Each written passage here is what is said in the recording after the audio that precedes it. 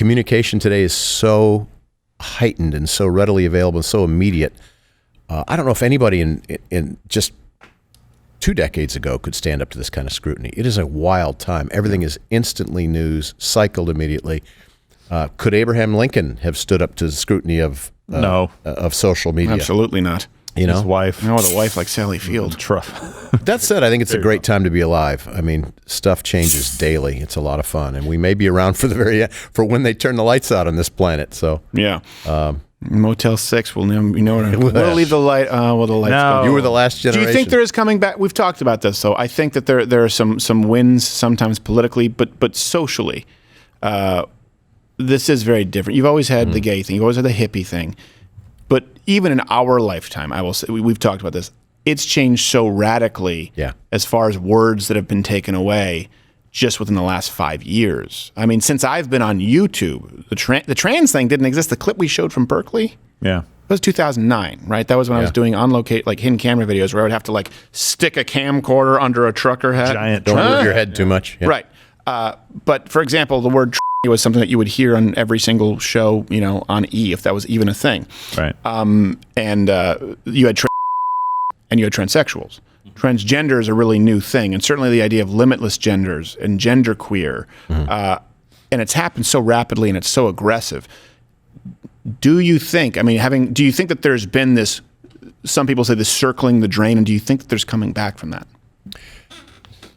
I think no one wants to hear this, but it's the Judeo-Christian founding of the country that was the secret sauce that made this work, or anybody could have copied and pasted the Constitution and duplicated it. Mm-hmm. This goes away, the planets, everything's gone. This is the last backstop, really. Mm-hmm. And no one wants to hear that. That's why they ask me, what would I want to teach in a college course? The founding. Yeah. Why is this a special place?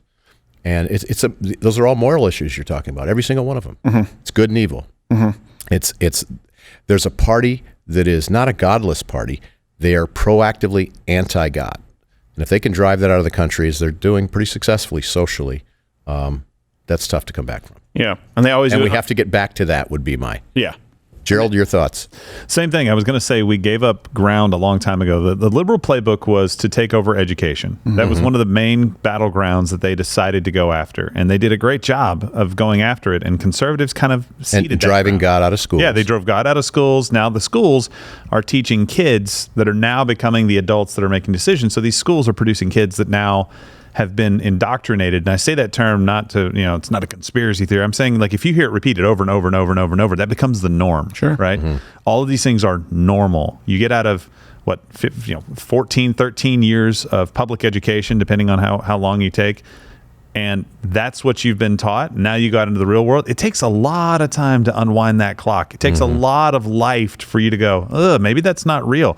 And the church ceded their job as well and basically said, we're going to stay out of all of these sticky kind of issues, and we don't want to really talk about this or that. Or they went so hard after one sin, like homosexuality, you're going to burn in hell. And it's like, yeah, but if you don't accept Christ and you're a sinner anyway, you're still going to burn in hell. Why are you picking on that particular one? Can you just make an argument that kind of encompasses all of this so that we understand where you're supposed to be coming from?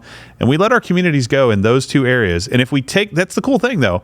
We know where to go and fight. Mm-hmm. Fight in those two areas, and you can change things. It may take time, but you have to go fight those two areas. And there are some wins that are gimmies. So remember when I did the whole gift a gun thing? For example, you have half the country who believe that you can purchase a gun without a background check. Mm-hmm. You have half the country who believes that. Guess what? That immediately changes if you take them to go purchase a gun.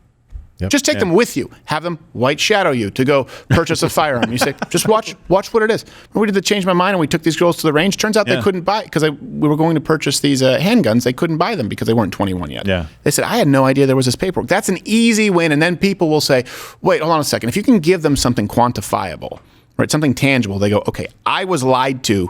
And they'll go through their mental Rolodex by this professor, by this politician, by this authority figure I respected. They either had no idea what they were talking about, but what are the chances that none of them did? I was lied to. What else was a lie? And that's why I say take the wins where you can get them, where they're really, really clear as day. For good example, the heartbeat thing. Yeah. Remember I did talking with people? Black people said, I think it's a woman's right. I think it's a woman's right to choose. And unlike the white liberals who dug in their heels. This was in Deep Ellum when I said, well, do you think, like, for example, in Texas, like a heartbeat? And they said, oh, yeah, if there's after a heartbeat, you shouldn't be able to. Yeah, that's murder. There you go. Boom. Now, they're going to go forward. They've now changed something fundamental, and that will change their worldview. But I will say this. I think it all started with, if you have to trace it back to, like Pops Crowder was saying, and I'll end with this. He was talking about, getting rid of God in the country. It started back with the lie. And I think one of the first videos that I ever did on YouTube that was political, it wasn't just me uploading a stand-up clip, so this would have been 2008, I think, is where people would repeat separation of church and state, separation of church and state.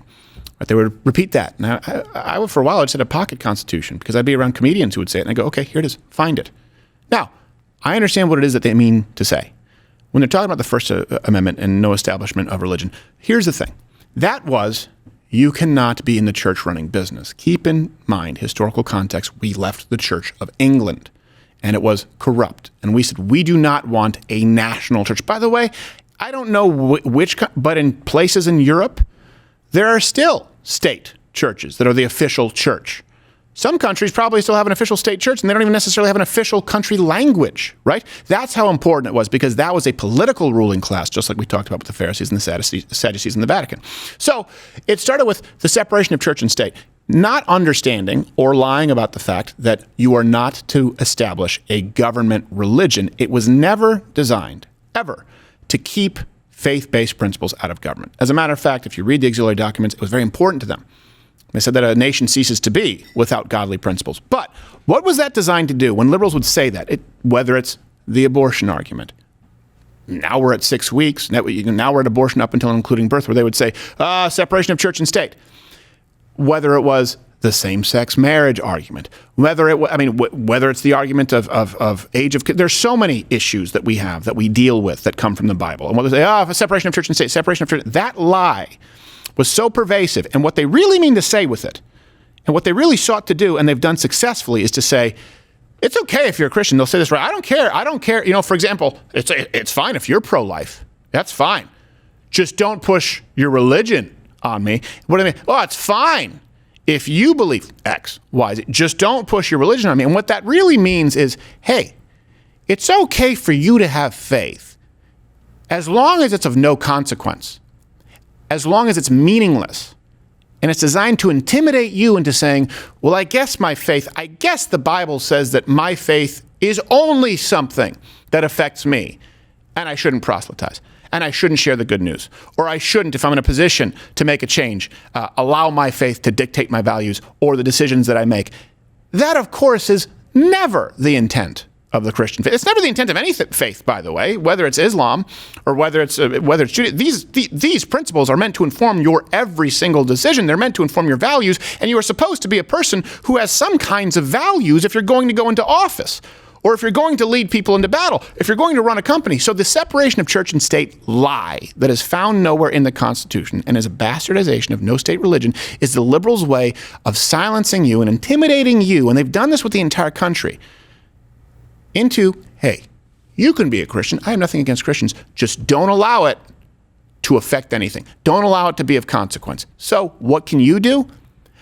Make your faith, make your values of consequence, of the most severe consequence in all major decisions, all major walks, and all major conversations of your life. Don't keep it to yourself. They've made people keep it to themselves for far too long. If your faith is of no consequence, if it's not affecting anyone else, don't push it, then it's of no value. And you might as well read a flying spaghetti monster book and go out there and take part in the YouTube edgy atheist comment section. Watch Louder with Crowder live, Monday through Thursday, 10 a.m. Eastern.